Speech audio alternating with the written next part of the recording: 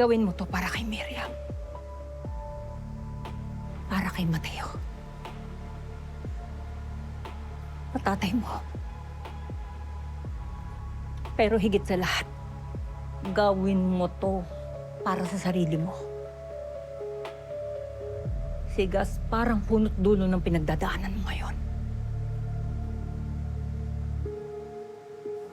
Natakot ka ba? Oo. Pero mas galit ako.